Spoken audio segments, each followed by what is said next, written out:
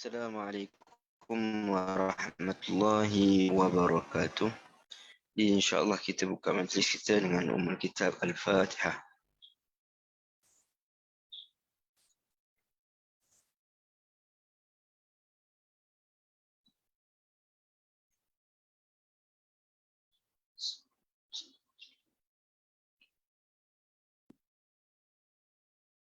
Alhamdulillahi Rabbil Alamin. Wassalatu wassalamu ala ashrafil anbiya'i wal mursalin wa ala alihi wa sahbihi ajma'in. Rabbi shrah li sadri wa yassir li amri wa hlul 'uqdatam min lisani yafqahu qawli. Rabbi zidna 'ilma warzuqna fahma, amma ba'd. Tuan-tuan dan puan yang dirahmati Allah Subhanahu wa taala, pertama dan selamanya marilah dan kita merafakkan setinggi kesyukuran kita kehadap Allah Subhanahu wa taala kerana pada pagi ini dapat kita bersama-sama untuk kita sambung perbincangan kita tadabbur surah Ad-Dukhan. Dan pada hari ini kita telah masuk pada siri yang keempat. Dalam siri yang lalu kita telah bincangkan daripada ayat bermula ayat yang keempat berkaitan dengan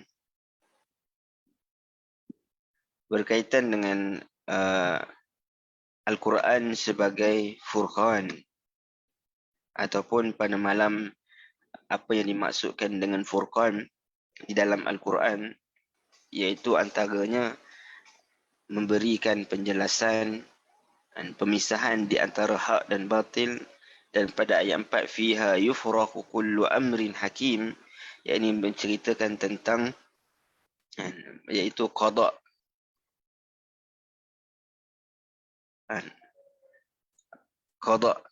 yang diperintahkan ataupun yang disebutkan diturunkan oleh Allah Subhanahu wa taala pada malam Al-Qadar, berkaitan apa yang akan berlaku dalam kehidupan manusia setahun yang akan datang. Baik. Kemudian kita telah menyebutkan juga berkaitan dengan selain daripada menceritakan tentang apa yang akan berlaku pada malam Al-Qadar, Allah Subhanahu wa taala juga menyebutkan tentang Al-Quran sebagai rahmat, dan ianya rahmat yang diturunkan oleh Allah Subhanahu wa taala. Yang ini disebutkan tentang keagungan Al-Quran yang kita sebut pada ayat yang kedua, ayat yang ketiga, keempat dan kelima, yang menyatakan tentang keagungan Al-Quran melalui zatnya, keagungan Al-Quran melalui waktu turunnya, keagungan Al-Quran melalui peranannya, keagungan Al-Quran kerana datang bersamanya Rasul, dan keagungan Al-Quran kerana ianya datang daripada Allah Subhanahu wa taala. Rabbis samawati wal ard wa ma bainahuma in kuntum muqinin. Baik. Jadi pada pagi ini kita akan sambung ayat yang seterusnya, iaitu Allah Subhanahu wa taala menyebutkan pada ayat yang ke-9, bal hum fi syakkin yal'abun. Mereka tidak meyakini kebenaran yang dijelaskan kepada mereka. Bahkan mereka masih tenggelam dalam keraguan sambil bermain-main dengan perkara agama. Baik. Kalau sebelum ini menyebutkan tentang keagungan Quran, menyebutkan tentang keagungan Allah, apa respon mereka. Ini orang kafir terhadap keterangan-keterangan yang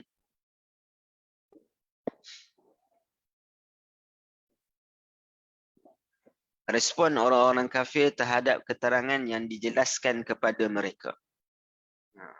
Iaitu mereka ini meragukan apa yang disebutkan. Bahkan mereka orang kata bermain-main dengan perkara agama. Baik. Jadi kalau kita tengok tafsiran pada ayat ini secara umumnya, setelah Allah Subhanahu wa taala membentangkan hujah dan kebenaran Al-Quran, keagungannya, dan ianya daripada Allah Subhanahu wa taala yang Maha Esa, Allah Subhanahu Wa Taala membuka hakikat akidah, iaitu keyakinan orang-orang musyrik dengan menerangkan bahawa mereka ini tidak meyakini dan mereka sendiri dalam pengakuan mereka yang mereka ucapkan sendiri bahawa Allah Subhanahu Wa Taala adalah pencipta mereka. Jadi mereka tidak meyakini Al-Quran dan mereka juga tidak meyakini dari sudut Allah Subhanahu Wa Taala berkatakan wala in sa'altahum man khalaqas samawati wal ard la yaqulunna Allah. Jika ditanyakan mereka siapakah yang menciptakan langit dan bumi ini, maka mereka akan menyebutkan Allah. Tapi mereka menyebutkan Allah itu bukanlah bermakna mereka benar-benar meyakini dan mereka benar-benar beriman terhadap perkara tersebut, melainkan mereka hanya taklid. Taklid yang dimahu maksud di sini adalah kami dengar orang-orang dulu cakap, tapi mereka tidak memahami apa itu hakikat beriman pada Allah Subhanahu Wa Taala, hakikat tauhid pada Allah Subhanahu Wa Taala. Jadi mereka hanya bertaklid kepada datuk nenek moyang mereka tanpa dilandasi dengan pengetahuan, hujah dan juga dalil. Jadi ini antara hujah. Para ulama menyatakan bahawa pentingnya untuk kita mengetahui hujah ataupun dalil untuk kita dalam bab hal-hal, terutamanya hal-hal akidah. Jadi dalil ini bukanlah bermakna dalil yang complicated ataupun dalil yang panjang dan sebagainya. Cukup maknanya kita tahu contoh Allah Subhanahu Wa Taala Maha Esa. Qul huwallahu ahad. Allahus samad. Allah tempat bergantung. Lam yalid wa lam yulad. Tidak beranak dan tidak diperanakkan. Wa lam yakul lahu kufuwan ahad. Itu menunjukkan kepada dalil keesaan Allah Subhanahu Wa Taala. Jadi kita benar-benar memahami, benar-benar meyakini berdasarkan dalil, bukan semata-mata ikut-ikutan. Dia biasa kalau benda yang ikut-ikutan ni dia tak lama, ataupun dia tak ada ruh kenapa ianya diikuti. Tetapi kalau ikutan itu berserta dengan dalil, yakni maknanya dengan kefahaman yang betul, maka dia ada ruh ataupun ada sebab yang dulu Allah Subhanahu Wa Taala, Allah Subhanahu Wa Taala ni tempat bergantung dan sebagainya. Tapi hal itu tidak berlaku. Oleh kerana itu mereka berada dalam kebimbangan yang nyata. Meskipun mereka berasumsi bahawa mereka adalah orang-orang yang beriman. Yani mereka menyangka mereka beriman, tapi sebenarnya mereka masih belum beriman. Mereka mempermainkan agama sesuai dengan hawa nafsu mereka tanpa landasan dan hujah. Jadi agama yang dimaksudkan di sini adalah agama berkaitan dengan kalau kita tengok dalam surah Al-Ma'un sebagai contoh. Ini Allah Subhanahu Wa Taala menyebutkan ara'aital ladzi yukazzibu bid-din, berkaitan mana mereka mendustakan agama. Ini mempermainkan agama, antaranya berkaitan dengan hubungan dengan Allah Subhanahu Wa Taala adalah wailul lil musallin allazina hum an salatihim sahun, yakni mereka melupakan tujuan sahun, yakni tujuan sebenar mereka melakukan ibadah itu hanya kerana Allah Subhanahu Wa Taala. Orang musyrikin ini mereka ada buat ibadah. Solat di sini ada yang memaksudkan solat lah. Tapi bukanlah sebagaimana solat dengan kefahaman kita dengan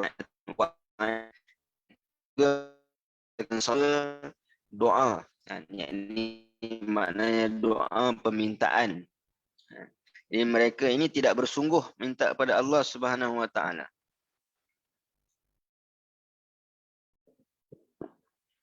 Tafsiran ayat ini ada surah Dukhan atau ayat dalam surah Al-Ma'un.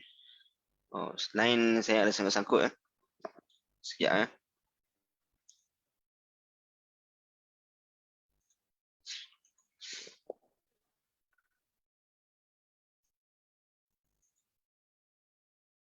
Oh, maaf ya.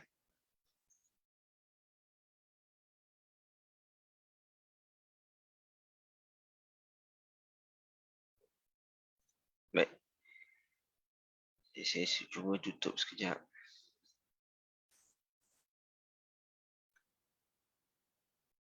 Baik. InsyaAllah mudah-mudahan berjalan lancar insyaAllah. Baik.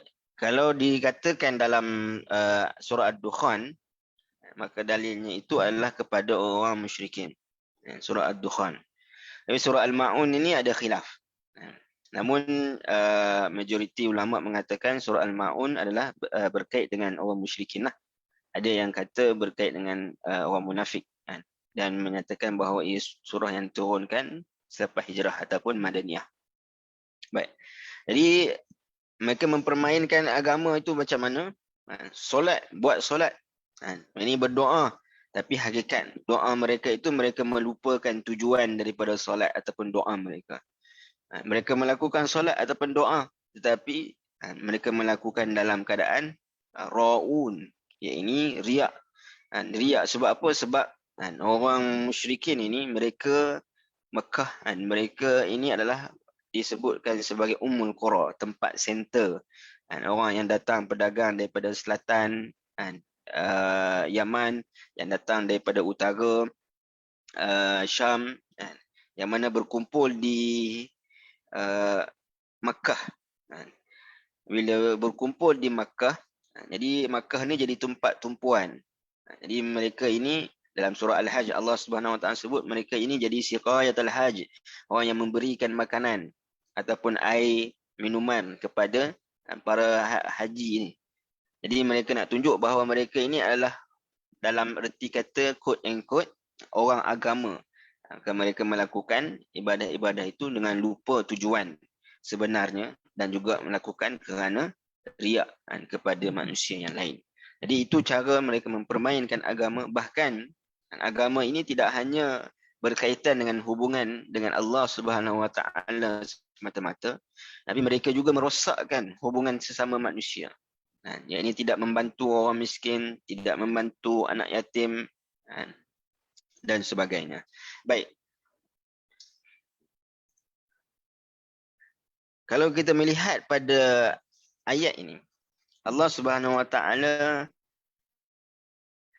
menyebutkan balhum fi syibun, balhum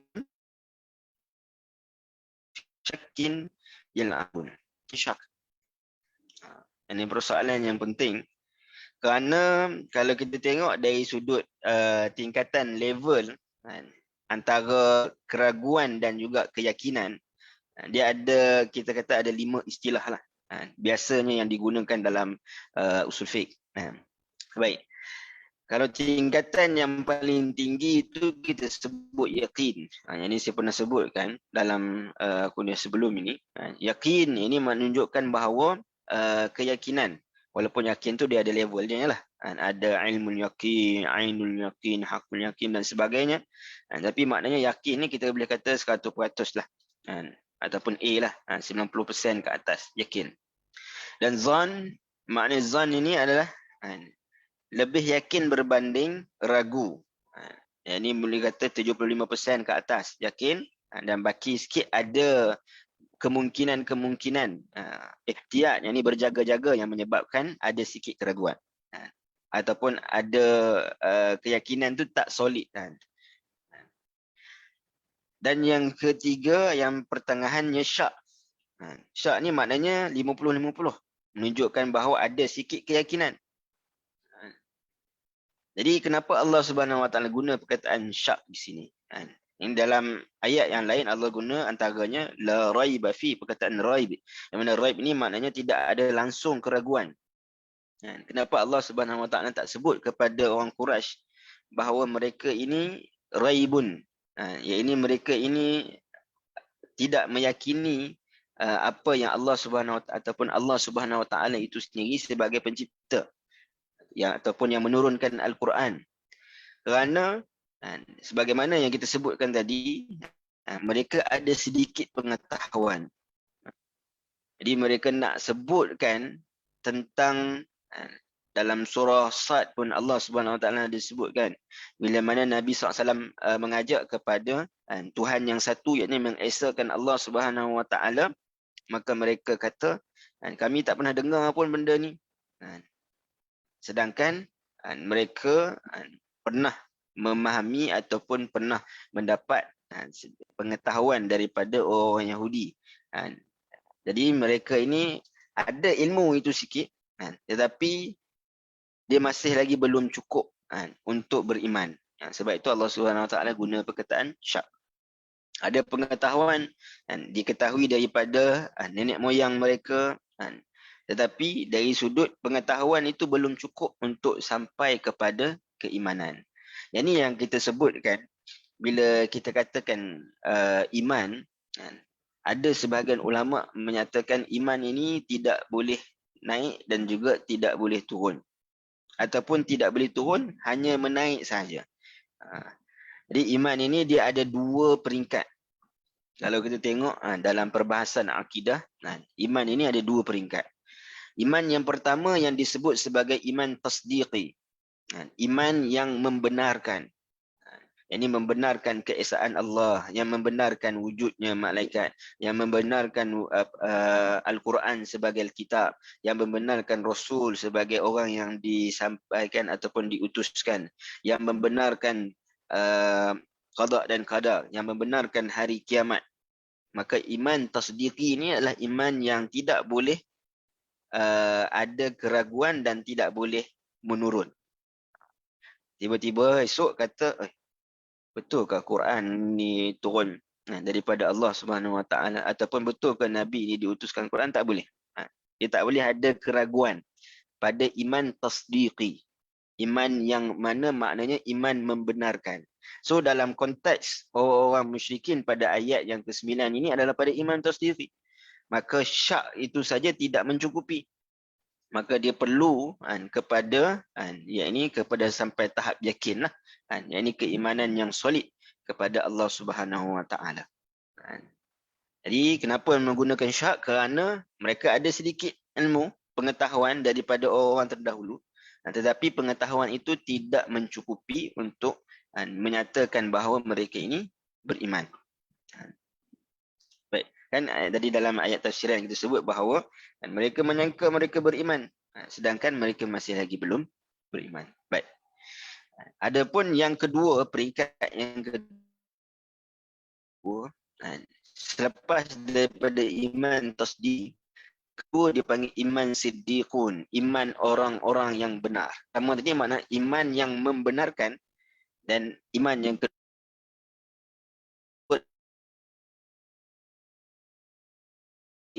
iman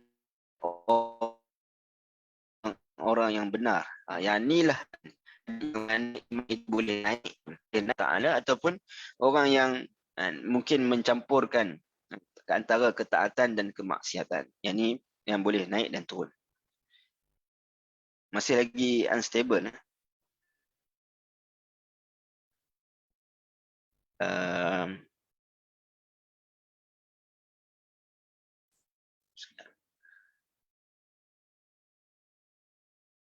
Boleh ke saya keluar sekejap?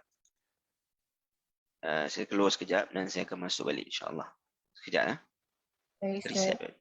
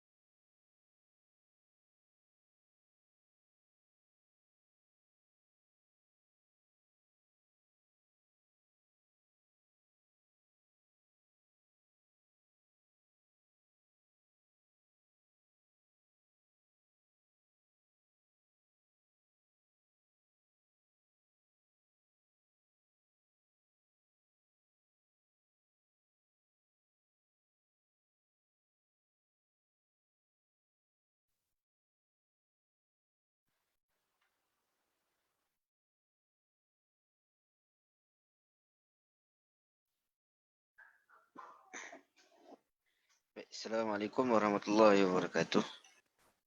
Baik, insyaAllah kita sambung. Mohon maaf atas mungkin ada gangguan teknikal sikit. Harap mudah-mudahan insyaAllah lebih baiklah connection. Baik. Jadi kita sambung tadi selepas daripada kita menyebutkan kenapa Allah Subhanahu Wa Taala menggunakan perkataan syak di sini kerana mereka ini dah ada sedikit ilmu, tapi ilmu itu tidak mencukupi kepada tahap iman yang membenarkan yang kita sebutkan tadi. Dan adapun iman yang disebutkan orang-orang yang benar ini, maka inilah iman yang naik dengan yazidu bit ta'ah yang kusubil maksiyah, kerana yang bertambah dengan ketaatan dan yang berkurang dengan kemaksiatan. Baik. Kemudian Allah Subhanahu Wa Taala menyebutkan pada ayat yang ke-10, "Fartaqib yawma ta'tis sama'u bidukhanin mubin." Oleh itu, tunggulah wahai Muhammad semasa langit membawa asap kemarau yang jelas nyata yang menyebabkan kebuluran yang dahsyat. Yang ini disebabkan sikap buruk mereka mempermainkan ayat-ayat Allah Subhanahu Wa Taala, permainkan peringatan-peringatan Allah Subhanahu Wa Taala, maka Allah Subhanahu Wa Taala mendatangkan balasan di atas sikap mereka itu, dan balasan dengan dukhan ini ada dua maknanya ataupun dua keadaan situasinya yang kita pernah sebutkan dan saya detailkan semula di sini. Iaitu ketika mana pada zaman itu, iaitu pada zaman orang musyrikin dan juga pada perkara yang akan datang. Baik. Sebelum itu kita melihat dulu Allah Subhanahu Wa Taala menyebutkan dengan perkataan fartaqib, maka tunggulah.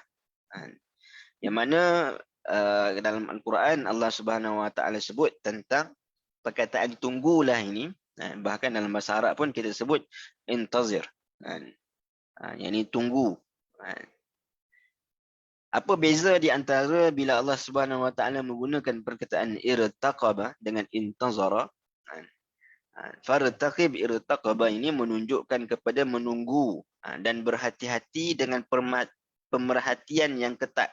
Mana pemerhatian tu kita kata tak lepas lah, tengok tak lepas. Dan digunakan untuk menunggu sesuatu yang buruk yang akan berlaku, yang pasti akan berlaku. Ini maknanya Allah Subhanahu Wa Taala sebut fartaqib, iaitu tunggu perkara itu pasti akan berlaku. Perhatikan betul-betul dan perkara itu adalah perkara yang buruk. Baik, dalam surah Hud Allah Subhanahu Wa Taala sebut wartaqibu inni ma'akum raqib. Ini Allah Subhanahu Wa Taala sebut kepada ancaman Nabi Shu'aib, Nabi Shu'aib kepada kaumnya supaya menunggu azab daripada Allah Subhanahu Wa Taala menggunakan perkataan irtaqaba. Baik. Kalau intazara juga maknanya menunggu. Jadi hingga suatu masa tertentu sama ada yang ditunggu itu baik ataupun buruk. Kalau tadi irtaqaba perkara yang buruk sahaja. Kalau intazara maknanya benda itu boleh jadi baik, benda itu boleh jadi buruk.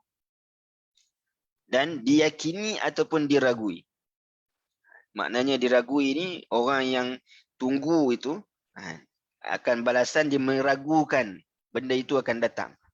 Sebagaimana contoh Allah Subhanahu Wa Taala sebut wantaziru inna muntazirun. Dalam surah Hud juga pada ayat 122 ni, ini Nabi SAW sebut kepada mereka tunggulah kalian akibat buruk yang akan menimpa. Jadi mereka menunggu dalam keadaan mereka tidak meyakini.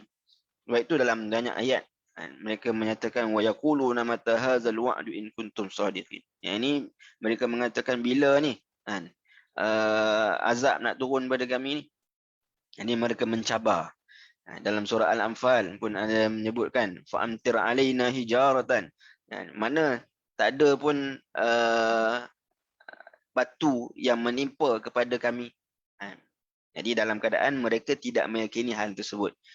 Dan inna muntazirun, tetapi kami, yang ini merujuk kepada Nabi SAW dan orang-orang beriman juga menunggu dengan perkataan intizar. Tapi menunggunya itu menunggu perkara yang baik, iaitu menunggu kemenangan, menunggu kejayaan yang Allah Subhanahu Wa Taala janjikan dengan penuh keyakinan. Dia maknanya intazir ni dia lebih luas lah. Maknanya, manakala irtaqaba sebahagian daripada yang kita faham daripada ayat ini yang merujuk kepada perkara-perkara yang buruk yang berlaku. Baik. Apa makna dukhan? Ini kita pernah sebutkan dan saya sebutkan sekali lagi lebih detail lagi. Ini peristiwa Bani Mudar. Ini salah satu kaum kabilah yang mana mereka ini menahan orang-orang Islam yang lemah. Orang Islam kita tahu antara tahun ke-6 ke-9 kenabian ini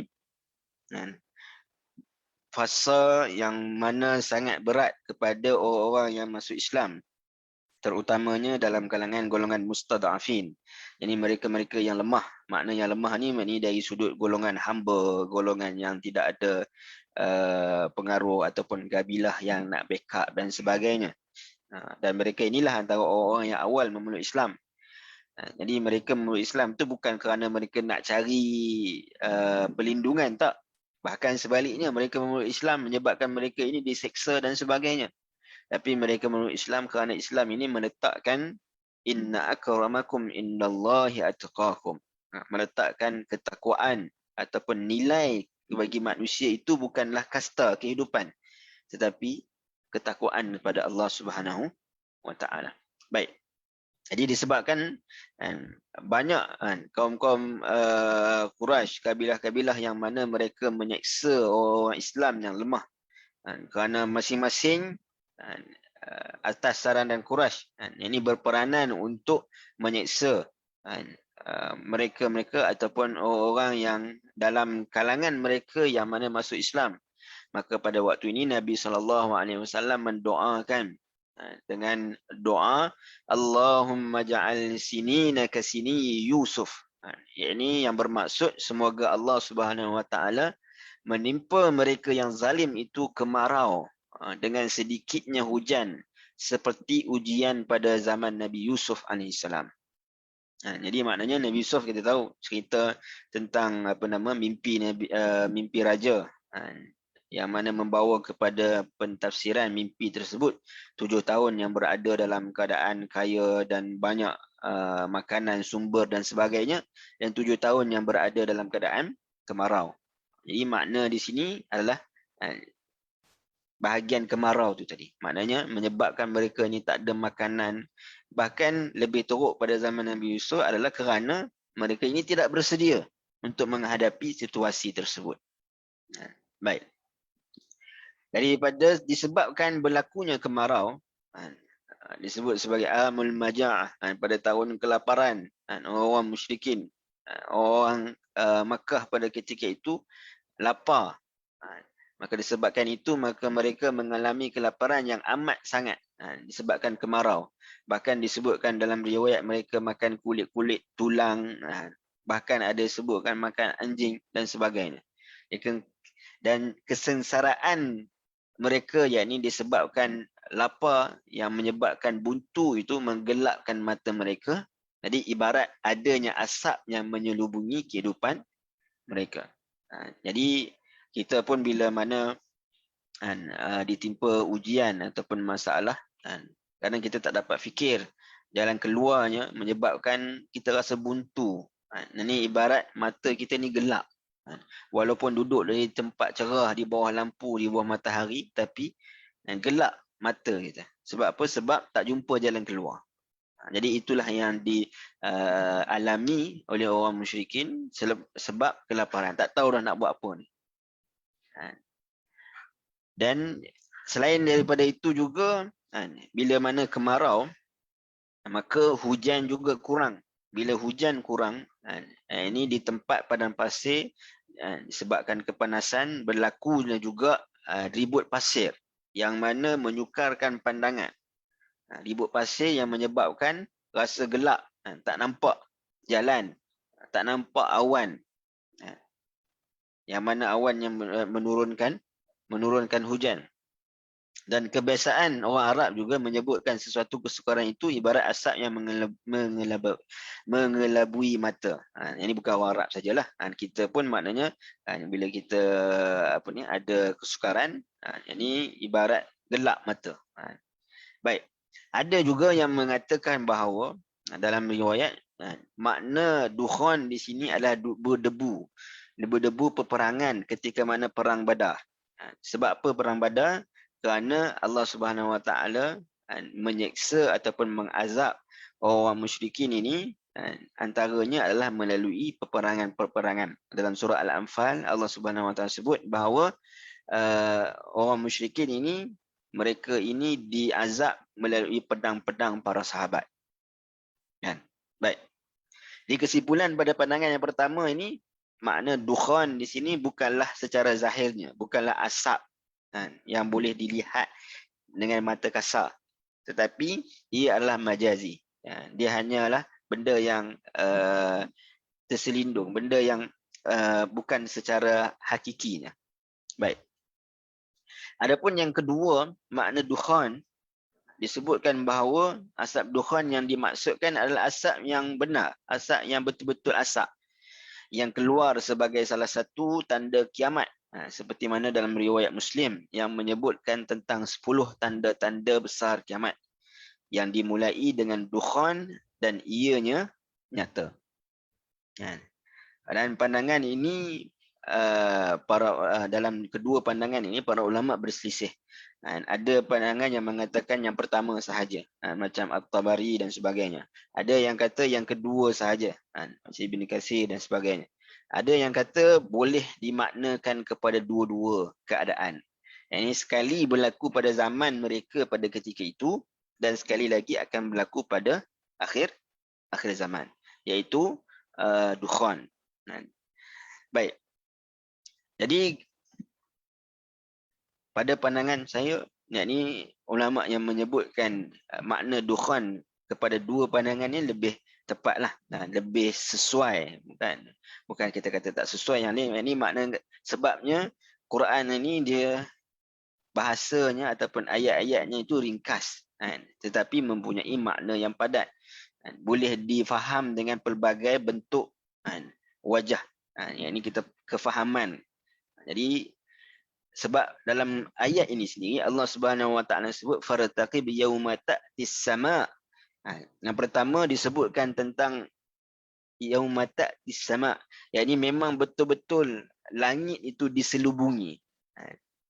Bahkan kita sebut dalam riwayat yang dhaif, dalam riwayat yang dhaif ada menyebutkan bahawa asap tersebut menyeliputi bumi selama lebih 40 hari. Pada saat itu tersebar debu atom atau yang lainnya, maknanya asap yang berkepun seperti asap di udara yang menyebabkan cuaca menjadi mendung dan gelap.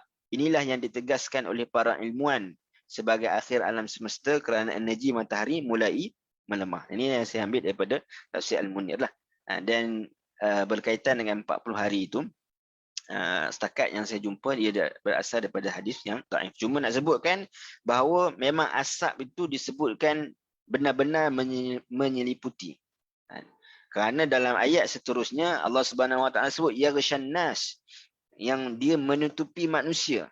Ini menunjukkan bahawa ia benar-benar yang berlaku. Yauma ta'tis sama'u bidukhanin mubin, bahkan perkataan mubin menunjukkan kepada perkara itu nyata, benar-benar berlaku. Yang ini bukan secara majazinya, tapi ia adalah secara hakikinya perkara tersebut berlaku. Baik. Jadi, cuma apa yang menariknya, bila disebutkan tentang dukhan, dalam hadis riwayat Tirmizi menyebutkan bahawa daripada Huzaifah radhiyallahu anhu, yang ini ketika mana berlakunya dukhan pada akhir zaman nanti, walaupun ia asap yang tebal yang sama yang dialami oleh semua manusia, yaghshan nas, tetapi efek dia itu berbeza kepada orang beriman dan orang yang bukan beriman.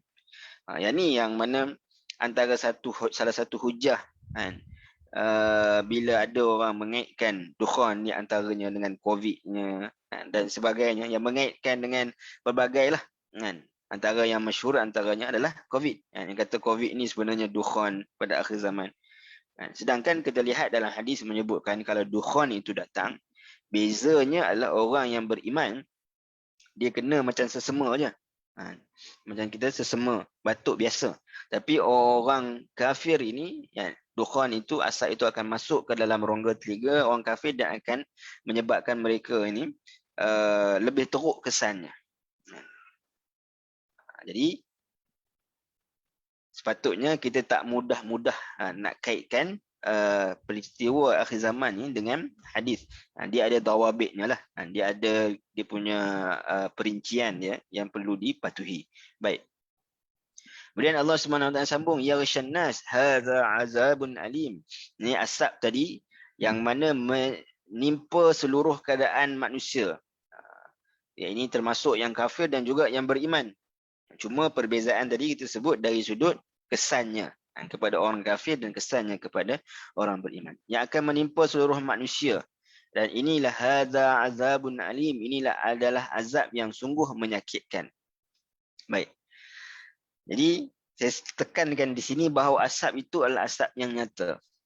Ini peristiwa ini adalah peristiwa akan datang, yang mana asap tersebut menyelimuti manusia daripada segenap penjuru, menunjukkan makna kedua lebih tepat, kerana lafaz manusia umum dan menyelimuti itu sesuai dengan keadaan awan gelap yang menyelubungi manusia.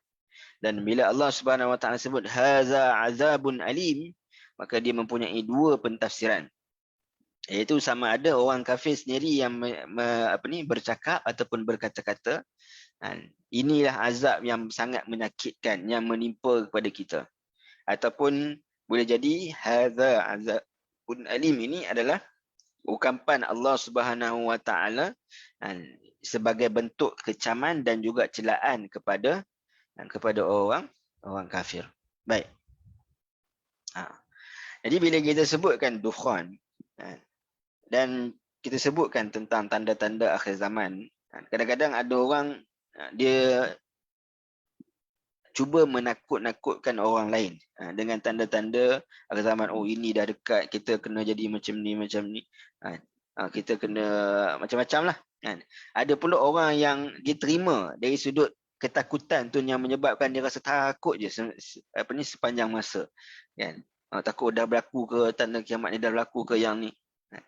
Tapi kalau kita tengok dalam hadis Nabi SAW dan juga dalam ayat Quran, berkaitan dengan dukhan ataupun berkaitan dengan hari kiamat itu sendiri dan tanda-tandanya, Allah Subhanahu Wa Taala sebut dalam surah Taha, innas sa'ata atiyatun akadu ukhfiha litujza kullu nafsin bima tas'a. Maksudnya sesungguhnya hari kiamat itu tetap akan datang. Yang ini kita tak perlu menakut-nakutkan orang dan kita juga tak perlu berasa terlampau takut tentang tanda-tanda, tentang ada yang mengaitkan macam-macam lah dengan teori konspirasi dan sebagainya. Yang ini kita tak perlu menakutkan orang dan kita juga tidak perlu takut yang terlalu sangat. Makna takut ni, macam mana takut ini kalau dari sudut makanan ke tak ada, dari sudut dan sebagainya. Kenapa? Kerana hari kiamat itu pasti akan berlaku, pasti akan datang. Allah Subhanahu Wa Taala sebut, aku sengaja menyembunyikannya supaya tiap-tiap diri dibalas akan apa yang dia usahakan. Dan ini yang lebih penting sebenarnya. Kalau ketakutan kita kepada hari kiamat, ketakutan kita kepada peristiwa akhir zaman ini membawa kepada kita lebih berusaha, maka tak ada masalah. Yang ni ketakutan tu menyebabkan tak buat apa, tak tahu nak buat apa. Jadi itu yang tak baguslah. Tapi kalau ketakutan tu menyebabkan kita nak makin berusaha, nak makin banyak beramal pada Allah Subhanahu Wa Taala, mudah-mudahan itu takut yang benar, yang membawa kepada khasyah, yang membawa kepada kita rasa nak lebih dekat diri kita dengan Allah Subhanahu Wa Taala. Baik.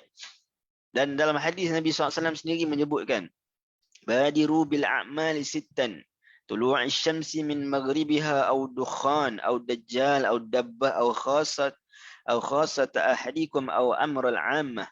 Maksudnya bersegeralah dalam beramal sebelum datang 6 perkara. Terbitnya matahari dari barat, asap, dajjal, dabbah, perkara khusus daripada kalangan kamu, kematian dan urusan umum kiamat. Jadi kita tak payah nak sibuk COVID ni dukhan ke tidak, apa yang berlaku letupan ke, peperangan Ukraine, Rusia ni peperangan akhir zaman ke tidak. Kan? Kita sibuk nak kaji itu, nak kaji ni. Kan? Kalau kita nak mengetahui, yang ni melalui orang-orang yang pakar, tak ada masalah. Kan? Cuma apa yang kita boleh buat? Kan? Itu persoalannya. Kan? Sebab itu para sahabat ketika mana datang bertanya kepada Nabi SAW, Mata sa'ah, bila berlakunya hari kiamat? Nabi tak jawab bila-bila sebab Nabi pun tak tahu. Tapi Nabi sebut apa? Maza a'dadtu biha. A'dadta biha. Yang ni, apa yang engkau sediakan dari sudut amalan-amalan kamu untuk menghadapi hari tersebut. Maka, jadi itu sepatutnya cara kita respon. Baik. Kemudian, Allah Subhanahu Wa Taala menyebutkan, Rabbana kshif 'anna al-'azaba inna mu'minun. Pada saat itu mereka akan merayu dengan berkata, wahai Tuhan kami, hapuskanlah azab ini daripada kami. Sesungguhnya kami akan beriman. Jadi bila makna antara dukhon tadi kita sebut, kan, iaitu yang kena kepada orang musyrikin pada ketika itu, kan, ataupun kalau kita gambarkan ia akan berlaku pada akhir zaman, maknanya nak sebutkan sama sahaja dari sudut orang-orang kafir ni sifat dia tu. Iaitu mereka ini hanya akan selalu kembali kepada Allah Subhanahu Wa Taala ketika mana susah. Namun melupai Allah Subhanahu Wa Taala ketika mana senang. Jadi walaupun cerita ini cerita tentang orang musyrikin, namun kita boleh ambil pengajaran dan muhasabah diri kita. Adakah kita juga menjadi orang yang mana hanya kembali pada Allah Subhanahu Wa Taala saat susah? Ataupun kita boleh maknanya kembali pada Allah Subhanahu Wa Taala ketika mana senang. Jadi sebab itu kita tengok dalam peringkat taubat.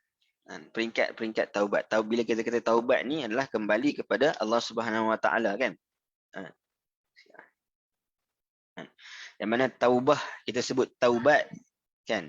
Taubah itu adalah kita kembali merujuk pada Allah Subhanahu Wa Taala ketika mana kita melakukan dosa ataupun kesilapan. Peringkat yang kedua disebut sebagai al-inabah. Kalau tuan-tuan baca dalam surah Sad, ada cerita tentang Nabi Sulaiman. Allah Subhanahu Wa Taala ada sebutkan Nabi Sulaiman pada permulaannya adalah awwab. Kemudian Allah Subhanahu Wa Taala sebut anab. Jadi anab, al-inabah ni kembali pada Allah Subhanahu Wa Taala juga, tapi kembali apabila ditimpa ujian. Ditimpa ujian. Kalau tadi kembali pada Allah disebabkan dosa dan maksiat, tapi kalau al-inabah, yakni kita mampu untuk balik pada Allah Subhanahu Wa Taala ketika mana kita ditimpa ujian. Ini ujian itu menyebabkan kita lebih dekat pada Allah, bukan sebaliknya. Dan taubat yang ketiga, yang paling tinggi kedudukannya, yang disebut sifat Nabi Daud dan juga Nabi Sulaiman, iaitulah awwab, ataupun disebut al-aubah, iaitu kembali kepada Allah Subhanahu Wa Taala ketika mana diberikan kesenangan. Nabi Daud diberikan kerajaan yang besar. Nabi Sulaiman juga sama, diberikan kerajaan yang besar. Tapi dalam keadaan itu kedua-duanya kembali kepada Allah Subhanahu Wa Taala ketika mana senang. Jadi maknanya kalau kita mampu untuk kembali pada Allah Subhanahu Wa Taala pada ketika mana senang, insya-Allah Allah Subhanahu Wa Taala juga akan mengingati kita ketika mana kita susah. Baik. Rabbana kshif 'anna al-'azaba inna mu'minun. Ya, ini mereka ketika mana ditimpa kesusahan itu barulah datang mencari Allah Subhanahu Wa Taala. Wahai Tuhan kami, hapuskanlah azab ini daripada kami. Sesungguhnya kami akan beriman.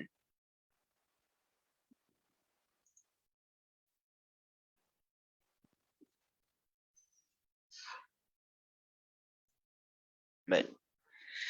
Jadi ayat ini ada dua bentuk pentafsiran.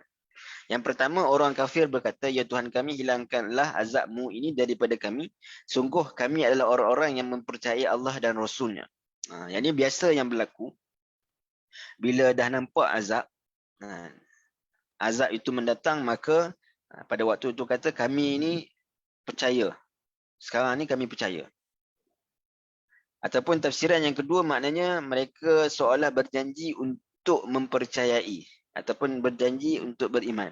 Ya Tuhan kami, jika Engkau menghilangkan azab ini, kami akan tunduk. Maknanya benda itu akan datang.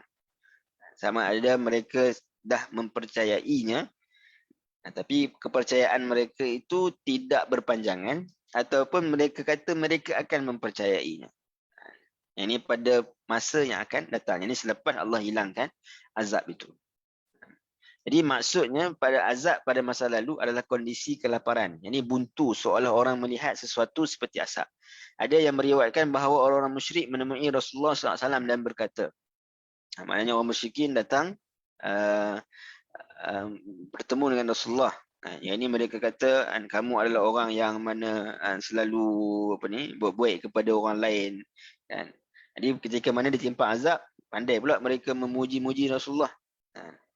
Sedangkan ketika mana sebelum azab ataupun nanti selepas azab, mereka kata kepada Rasulullah majnun, gila dan sebagainya. Jadi ini mereka datang kepada Rasulullah dan mereka minta untuk Rasulullah doakan. Jika Allah menghilangkan azab ni, kami akan memeluk Islam. Jika azab itu dikaitkan dengan masa depan, itulah azab yang jauh lebih keras yang terjadi sesaat sebelum tiba hari kiamat, dan azab tersebut menjadi salah satu tanda-tanda kiamat. Ini seperti mana firman Allah Subhanahu Wa Taala, dan berikanlah peringatan Muhammad kepada manusia pada hari ketika azab datang kepada mereka. Maka orang yang zalim berkata, ya Tuhan kami, berikanlah kami kesempatan kembali ke dunia walaupun sebentar, nescaya kami akan mematuhi seruan Engkau dan akan mengikuti rasul-rasul. Kemudian mereka dikatakan, bukankah dahulu di dunia kamu telah bersumpah bahawa sekali-kali kamu tidak akan binasa? Dalam surah As-Sajdah sebelum ini pun kita sebutkan dalam ayat yang ke-11 kan. Walau tara izil mujrimuna nakisu ru'usihim 'inda rabbihim rabbana absarna wa sami'na farji'na na'mal salihan inna muqinun. Jadi setelah mana mereka melihat tentang azab-azab Allah Subhanahu Wa Taala, kesengsaraannya, mereka mengatakan bahawa kami telah lihat, kami telah dengar, sekarang kami beriman. Maka tidak ada manfaat lagi iman ketika itu. Baik. Maka Allah pun menyebutkan anna lahumuz zikra wa qad ja'ahum rasulun mubin. Yani bagaimana mereka dapat beringat, menyempurnakan janji mereka hendak beriman, padahal mereka itu pun didatangi seorang rasul yang memberikan keterangan-keterangan yang cukup untuk mereka beriman. Anna lahumuz zikra. Yani Allah tanyakan bagaimana mereka ini boleh beringat sedangkan waqad ja'ahum. Yani ja'a, bila Allah Subhanahu Wa Taala sebut dengan perkataan ja'a, yang saya sebutkan sebelum ni, ini menunjukkan bahawa telah didatangi seorang rasul yang mana datang dalam satu tempoh yang lama. Kalau kita tengok surah ini, ada yang menyebutkan ia turun yakni pada pertengahan ataupun pengakhiran dakwah Nabi di Mekah. Jadi menunjukkan bahawa dah lama, mungkin dah 10 tahun Nabi SAW berada bersama mereka. Wa qad ja'ahum, yakni datangnya menyampaikan dengan pelbagai jenis ayat yang menyebutkan tentang peringatan-peringatan. Di perkataan ja'a itu menunjukkan kepada datangnya Rasul itu dalam satu tempoh yang lama, dalam proses yang sukar. Ini berbagai tahap dan banyak pula perkara yang telah dibentangkan. Sebagaimana Allah Subhanahu Wa Taala sebut, iza jaa nasrullah, kan, telah datang bantuan Allah. Ini datangnya bantuan Allah itu bukan datang mudah-mudah. Selepas berapa tahun? 21 tahun Nabi SAW berdakwah. Wa jaa min aqsal Madinah, yang kita sebut dalam surah Yasin. Dia ini telah datang pemuda hujung kota daripada hujung kota. Jauh perjalanannya, sukar, mengalami kesukaran, dan begitulah disebutkan waqad ja'ahum. Allah tak kata waqad atahum. Ini ata ni lebih mudah. Ini waqad ja'ahum, maknanya Nabi SAW ni dah lama duduk dengan mereka. Dah banyak ayat diturunkan, banyak yang Nabi SAW telah sebutkan kepada mereka. Tapi maknanya kata mereka tetap lagi tidak beriman. Yang mana keterangan-keterangan jelas telah disebutkan, tapi mereka masih tidak beriman. Dan ternyata setelah mana Allah Subhanahu Wa Taala mengangkat azab tersebut, maka Allah Subhanahu Wa Taala sebut summa tawallau anhu wa qalu muallamun majnun. Sekalipun demikian, mereka juga berpaling ingkar daripada menerima keterangan sambil berkata, sesama sendiri. Dia, iaitu Nabi, seorang yang diajar oleh bangsa asing dan dia juga seorang yang gila. Ini nak sebutkan tak tahu syukur. Allah Subhanahu Wa Taala dah angkat azab, tetapi mereka masih lagi tidak beriman, bahkan bertambah kufur. Jadi sebab itu kita tengok kadang-kadang ada perkara-perkara yang kita tak pelik kenapa ada peristiwa pembelahan bulan, peristiwa Isra' Mi'raj, benda-benda yang dari sudut khariqul lil'adah, yang bukan kebiasaan adatnya berlaku pada manusia, benda-benda yang ajaib, yang pelik. Datang kepada mereka, mereka tak terima juga. Sebab apa? Sebab sifat sombong. Baik, tafsiran ayat ini dari mana dan bagaimana mereka akan sedar, menerima nasihat dan memenuhi janji mereka untuk beriman setelah dihilangkan azab daripada mereka, sedangkan sebelum itu telah datang kepada mereka seorang rasul yang menerangkan berbagai bukti keimanan, ayat yang jelas dan berbagai mukjizat. Banyak mukjizat dah yang dilalui, yang ditunjukkan oleh Nabi SAW. Kemudian orang-orang kafir itu berpaling dari Rasul dan berkata yang mengajari Al-Quran adalah manusia. Yang ini semakin banyak perkara-perkara yang ajaib yang berlaku pun mereka tak kata ini adalah Nabi, tak. Sebagaimana ahli sihir Fir'aun yang kata kepada Nabi Musa, kan, setelah nampak tongkat Nabi Musa berubah menjadi ular yang lebih besar, maka mereka beriman. Tapi tidak orang musyrikin. Nampak dia belah bulan, nampak apa ni Nabi cerita tentang Isra' dan Mi'raj, maka mereka mengatakan pula itu adalah sihir.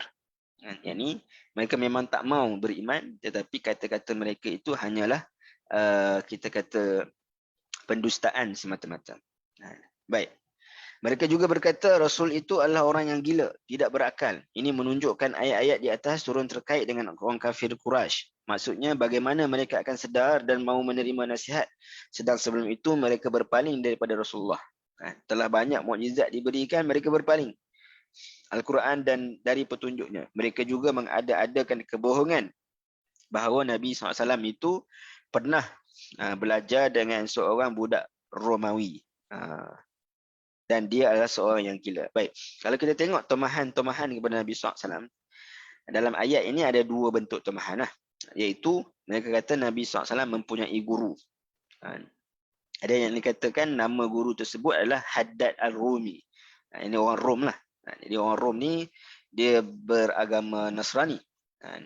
Jadi mereka kata, mereka mendakwa bahawa Nabi SAW berguru dengan Haddad Ar-Rumi. Dalam ayat Quran banyak Allah Subhanahu Wa Taala sebut innama yu'allimuhu bashar. Sesungguhnya yang mengajarkan kepada Muhammad itu adalah seorang manusia. Maka Allah balas lisanul ladzi yulhiduna ilaihi a'jamiyyun wa hadza lisanun arabiyyun mubin. Bagaimana mereka mengatakan yang mengajarnya itu adalah orang Rom, sedangkan dia itu adalah lisan tuturan dia itu adalah a'jami, bukan Arab. Sedangkan Quran haza lisanun arabiyyun mubin, bahawa Al-Quran ini adalah dalam bahasa Arab. Jadi menafikan tomahan orang musyrikin bahawa Nabi berguru dengan Haddad Ar-Rumi, kan? Kalau nak kata Nabi berguru dengan orang Arab, siapa orang Arab yang Nabi berguru? Antaranya kata Naufal, antara berbagai bentuk ataupun tomahan ataupun yang dikatakan kepada Rasulullah, tetapi tidak ada pembuktian. Kalau ada guru Nabi SAW daripada kalangan Arab, maka sudah tentulah kita melihat sejarah akan menyebutkan siapakah guru tersebut. Nabi Muhammad ini memberi satu impak yang besar kepada tanah Arab. Kalau betul dia ada guru daripada orang Arab, mustahil orang Arab tak kenal. Itu persoalannya. Dan dari sudut cakap-cakap yang mengatakan Nabi SAW pernah berguru ni, ia tinggal hanya cakap-cakap tanpa ada pembuktian yang benar bahawa Nabi SAW pernah berguru. Antaranya kata dengan Buhairah pada umur 12. Kalau kita tengok sejarah pun, Nabi tak sempat pun berguru. Buhairah datang bertemu dengan Nabi pada umur 12 tahun tu. Buhairah kata kepada Abu Talib buat balik dia. Jumpa dengan Naufal. Yang ini katakan mana Nabi dah terima dah terima menjadi seorang rasul. Naufal hanya menyebutkan tentang bahawa yang datang kepada Nabi SAW itu adalah namus. Ini malaikat Jibril yang menunjukkan bahawa Nabi memang berguru. Tapi guru Nabi siapa? Jibril alaihissalam. Dalam ayat yang lain Allah Subhanahu Wa Taala sebut dalam surah Furqan, mereka mengatakan orang kafir, inna haza illa ifkun iftarahu wa a'anahu alaihi qaumun akharun. Ini adalah rekaan semata-mata yang mana Muhammad ni dibantu oleh satu kaum yang lain. Tetapi tak dapat dibuktikan pun siapakah kaum itu dari sudut sejarahnya ataupun faktanya. Baik. Maka menafikan bahawa Nabi SAW pernah berguru. Yang kedua, tomahan dalam ayat ini mu'allamun tadi. Yang kedua adalah majnun. Jadi majnun ni kita jangan sekadar memahami maksudnya gila. Gila yang tak berakal. Orang gila yang kita nampak mungkin jalan tak pakai kasut kan. Pakai yang kotor, compang-camping dan sebagainya, itu makna gila jugalah. Tapi makna gila ini juga membawa maksud seorang yang dirasuki, possess. Possess betul ke dalam bahasa Inggeris bagi. Yang mana dirasuk kan. Hingga ternampak seakan gila kan. Kalau tengok orang yang dirasuk ni, maknanya muka dia pun, maknanya kita pun gerun. Nampak macam orang gila kan, gelak, menyeringai dan sebagainya. Dalam surah Sabah Allah Subhanahu Wa Taala sebut ambihi jinnah, bahawa dia ni telah menjadi gila, jinnah, junun. Ini benda yang tak nampak. Dalam bahasa Arab dipanggil dengan huruf jim dan nun. Jinnah ini menunjukkan kepada gila. Ada sebut junnah. Junnah itu perisai yang tak nampak kan, macam kita nak puasa ni. Dengan hadis as-saum ataupun as-siyam junnah. Puasa itu adalah perisai yang tak nampak. Jannah kan, syurga. Syurga tak nampak. Jin yang tak nampak juga. Jadi makna jinnah ini menunjukkan kepada kegilaan. Gila ini bukan sekadar tak waras, tapi gila ini maknanya seolah mana disampuk ataupun dirasuk. Sebab itu dalam surah Sabah selepas daripada ayat yang ke-8 ni dalam surah Sabah, boleh tengok dalam surah Sabah, selepas daripada itu Allah cerita tentang Nabi Daud dan juga Nabi Sulaiman. Cerita tentang bagaimana Nabi Daud wa alanna lahul hadid. Nabi Daud diberikan, kita kata, super power untuk melembutkan besi. Wa asalna lahu ainul qitr. Yang ini disebutkan kepada Nabi Sulaiman, yang ini dialirkan kepadanya tembaga. Sungai, macam sungai lah, aliran tembaga. Nabi Daud diberikan hadid, Nabi Sulaiman diberikan tembaga. Ini menunjukkan kepada adanya kuasa yang luar biasa yang berlaku kepada para nabi. Jadi luar biasa yang berlaku pada para nabi ini bukan satu benda yang pelik. Nabi SAW pun pernah membelah bulan. Satu benda yang luar biasa ini bukan satu benda yang pelik, bukan menandakan bahawa dia itu gila. Dia nak menjawab kepada tomahan-tomahan orang musyrikin. Baik. Kemudian Allah Subhanahu Wa Taala sebut inna kashiful azabi qalila innakum aidun. Sesungguhnya kalaulah kami hapuskan azab itu barang sedikit pun, sudah tentu kamu akan kembali kufur dan ingkar. Yani Allah Subhanahu Wa Taala memungkarkan sikap mereka yang mana tetap akan kufur dan akan memungkiri janji. Jadi ini satu benda yang kita katakan tadabbur, yang mana kita reflect kepada diri kita. Ini bila kita ditimpa ujian kadang-kadang kan kita sendiri berjanji kan, maknanya kalau kita sihat ataupun kalau kita lepas daripada ujian ni, kita nak beramal banyak-banyak kan dan sebagainya, nak buat solat, nak puasa banyak, nak baca Quran banyak kan. Tapi bila mana Allah Subhanahu Wa Taala telah berikan kesembuhan, berikan balik nikmat dan ditambahkan nikmat, adakah janji-janji kita dalam Sayyidul Istighfar, jadi kita sebut abu'u laka bi ni'matika alayya wa abu'u bi dhanbi faghfirli. Ini kita berjanji pada Allah Subhanahu Wa Taala untuk kita, makna kata, beriman pada Allah Subhanahu Wa Taala sekadar kemampuan kita. Tapi adakah Dan ketika mana Allah Subhanahu Wa Taala yang mana tidak pernah memungkiri janji, menunaikan makna memberikan nikmat kepada kita, adakah kita pula yang mana memungkiri janji dengan untuk beriman? Dengan mengatakan, kita mengatakan, bila Allah Subhanahu Wa Taala tanya, alastu bi rabbikum, qalu bala syahidna. Kita ini mengakui bahawa Allah Subhanahu Wa Taala adalah Rabb kita yang kita patut sembah. Itu janji kita. Baik. Jadi orang musyrikin ni Allah Subhanahu Wa Taala sebut, kemudian Allah Subhanahu Wa Taala mengumumkan sikap mereka yang secara terang-terangan kembali kepada kekufuran. Ini kami akan menghilangkan azab dan menangguhkannya daripada kalian sebentar. Meskipun sebab-sebab azab itu sebenarnya telah dipenuhi. Dia nak sebutkan apakah sebab-sebab azab? Antaranya adalah ketika mana berlakunya kemaksiatan dosa yang berleluasa. Sebab itu ketika mana di atas Bukit Safa, apa yang berlaku, Nabi SAW kata apa? Nabi SAW sebut, aku memperingatkan kamu, ataupun kalau aku bagi tahu kepada kamu, akan ada tentera yang datang, yang akan menghancur ataupun membinasakan kamu.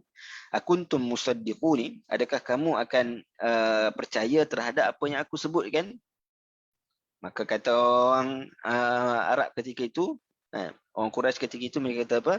Ma jarabna alaika kadhiba. Kami tak pernah mendengar ataupun kami tidak mengetahui bahawa engkau ni pendusta. Maka kata Nabi, ini aku mengingatkan tentang azab siksaan Allah Subhanahu Wa Taala yang datang ke mana kamu tidak meninggalkan penyembahan berhala antaranya. Jadi berlakulah maknanya Abu Lahab kata pada Nabi celaka dan sebagainya. Tapi nak sebutkan bahawa kekufuran, keingkaran, kemaksiatan itulah yang menjemput azab Allah Subhanahu Wa Taala. Nabi ini diutuskan sebagai rahmat. Wa ma arsalnaka illa rahmatan lil alamin. Kenapa sebagai rahmat? Kerana Allah kata wa ma kunna mu'azzibina hatta nab'atha rasula. Yang mana Allah Subhanahu Wa Taala tidak akan mengazab sesuatu kaum kecuali setelah didatangkan rasul. Jadi ketika mana telah didatangkan rasul, sebab asalnya asalnya maknanya mereka sendiri bermaksiat. Maka sebelum Allah Subhanahu Wa Taala azab, maka Allah datangkan rasul.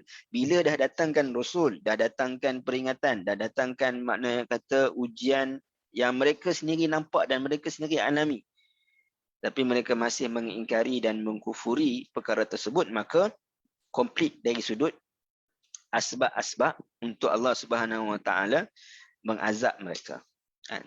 Tapi kenapa Allah Subhanahu Wa Taala menangguhkan? Ini satu benda yang menarik kalau kita nak tengok. Kalau umat-umat yang terdahulu, ketika mana Allah Subhanahu Wa Taala mendatangkan azab, ini Allah nak datangkan azab, tidak ada penangguhan. Macam contoh Nabi Nuh AS kan. Maknanya bila Allah Subhanahu Wa Taala dah tentukan air dah mula banjir, dah penuh, anak Nabi Nuh pula ketika mana Nabi Nuh ajak naik kapal, anak dia kata sa'awi ila jabalin ya'simuni minan ma, aku akan pergi naik ke atas bukit, mudah-mudahan maknanya aku dapat tak tenggelam dalam air. Nabi Nuh balas balik, pada hari ini tidak ada tempat yang selamat kecuali maknanya kena naik ke atas kapal aku ni. Jadi ketika mana air itu dah naik sebelum tenggelamnya bukit itu, Allah tak kata okey pause, berhenti sat air. So anak Nabi Nuh nak beriman ke tak nak beriman? Tak ada. Maknanya Firaun sendiri ketika mana dia nak ditenggelamkan di dalam laut, apalah sekali dia sebut, yang ni aku beriman dengan Tuhan Musa, Tuhan Bani Israel. Ini ketika mana dia nak tenggelam dalam laut merah tu. Kan? Ini dia menyebutkan perkataan tersebut, Allah tak kata tak payah tenggelam, tak. Tapi ketika mana umat Nabi SAW hatta kepada orang musyrikin, betapa kasihnya Allah Subhanahu Wa Taala kepada Nabi, yang mana Allah Subhanahu Wa Taala sebut dalam suratul Anfal, wa ma kana Allahu liya'adzibahum wa anta fihim. Allah Subhanahu Wa Taala tak akan azab mereka. Sebabnya apa? Sebab kamu berada bersama dengan mereka. Nabi SAW berada di Mekah lagi. Allah tak akan azab. Sebab itu antara bentuk azab nanti pada ayat seterusnya disebutkan para ulama adalah peperangan Badar, iaitu ketika mana Nabi SAW telah berhijrah keluar daripada Mekah, maka Allah Subhanahu Wa Taala mengazab orang musyrikin Mekah dengan antaranya berlakunya peperangan Badar. Bukan sekali azab itu ditangguhkan. Bahkan kalau kita tengok dalam surah At-Taubah, Allah Subhanahu Wa Taala sebut dalam surah At-Taubah, Allah bagi masa selepas mana pembukaan kota Mekah 4 bulan. Fasihu fil ardi arba'ati ashhur. Yani tunggu masa 4 bulan ini, fikir elok-elok. Nak beriman, beriman. Kalau tak mau beriman, keluar daripada Mekah, Madinah. Kalau tidak,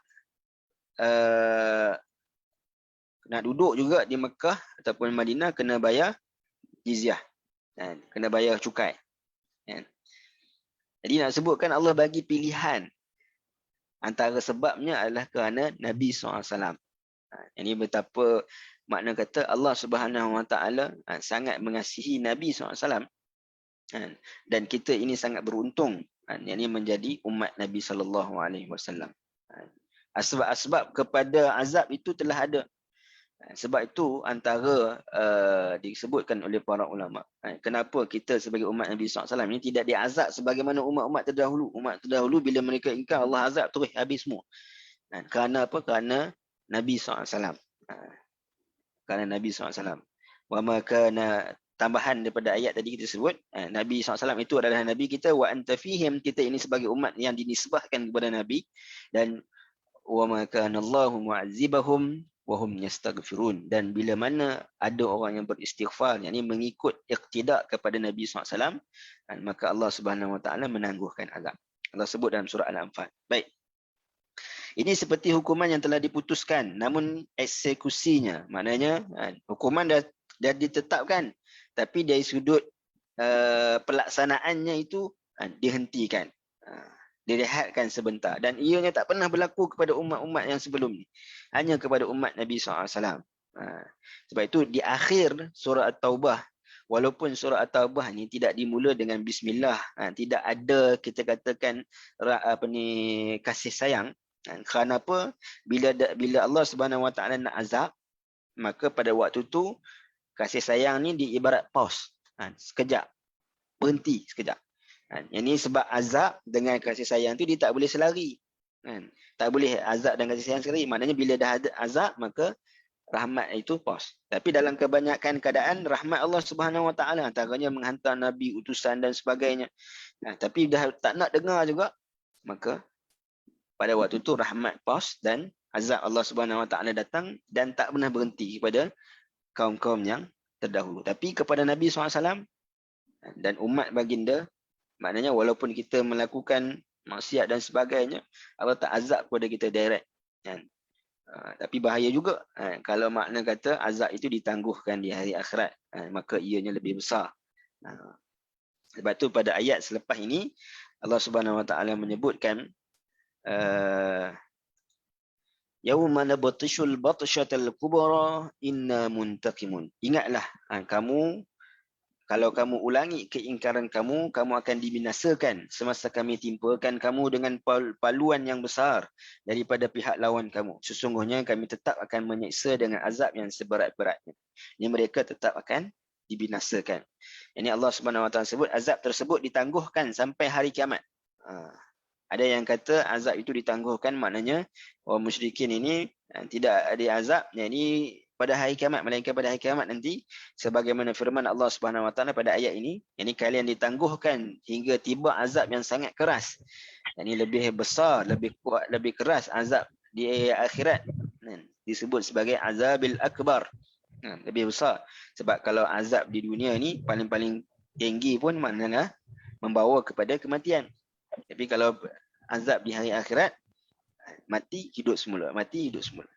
Jadi lebih besar azab api neraka pada hari kiamat. Itulah hari pembalasan terbesar dan terkeras. Pada hari itu kami menghukum mereka dengan sekeras-keras hukuman. Ada yang mengatakan bahawa sebagaimana yang diriwayatkan daripada Ibn Mas'ud, itu adalah hari pertempuran. Yauma nabtashu itu menunjukkan kepada hari pertempuran, iaitu membawa maksud di Badar. Ketika mana mereka kembali berdusta dan kufur setelah dihilangkan azab daripada mereka, Allah Subhanahu Wa Taala menghukum mereka pada saat perang Badar. Kita tahu pada saat perang Badar 70 pemimpin besar Mekah ini mati. Dan sebahagian yang lain menjadi tawanan. Dan antara yang mati adalah Abu Jahal sendiri. Maka itulah yang dimaksudkan pada hari Allah Subhanahu Wa Taala menghukum mereka, yakni pada saat peperangan Badar yang disebut sebagai Yaumul Furqan. Apa nama? Dalam surah Al-Anfal Allah Subhanahu Wa Taala sebut tentang hari perang Badar ni sebagai Yaumul Furqan, iaitu hari pemisahan di antara hak dan batil. Yakni hak itu dimenangkan oleh Allah Subhanahu Wa Taala, kebatilan itu dikalahkan oleh Allah Subhanahu Wa Taala. Ibn Mas'ud mengatakan bahawa maksud Batsyatul Kubra dalam ayat ini adalah saat terjadinya perang Badar. Saat terjadinya perang Badar. Wallahu taala alam. Baik, jadi kesimpulan yang kita boleh buat daripada perbincangan kita hari ini adalah kita sebagai orang beriman, maknanya kita perlu meletakkan kebergantungan kita pada Allah Subhanahu Wa Taala pada waktu senang ataupun pada waktu susah. Ini pada bila-bila masa, dalam bahasa yang mudah, pada bila-bila masa sahaja. Bukan bermakna pada waktu susah baru kita mencari Allah Subhanahu Wa Taala. Dan yang kedua adalah kita kena berasa untung apabila kita menjadi umat Nabi SAW. Dan antara rasa kita betul-betul rasa beruntung, keberuntungan kita itu adalah dengan kita memperbanyakkan salawat kepada baginda SAW. Jadi mudah-mudahan dari dua pengajaran dan mungkin lagi banyak pengajaran yang kita dapat daripada semasa perbincangan kita tadi akan membantu kita sebagai salah satu persiapan mudah-mudahan untuk kita masuk ke dalam bulan Ramadan yang mulia. Mudah-mudahan Allah membaligna Ramadan. Mudah-mudahan saya dan juga tuan-tuan dan puan yang mendengar pada pagi ini, Allah Subhanahu Wa Taala mempertemukan kita di dalam bulan yang barakah, bulan ibadah, iaitu bulan Ramadan. Ada mungkin soalan ataupun perbincangan, buka dulu kalau ada.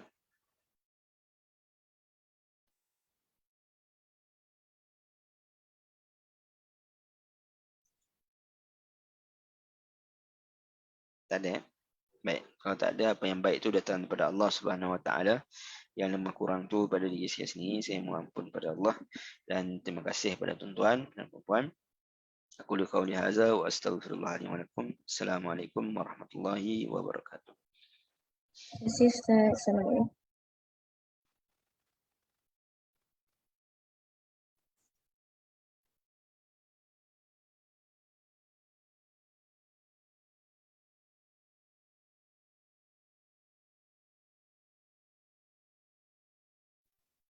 Terima kasih Ustaz.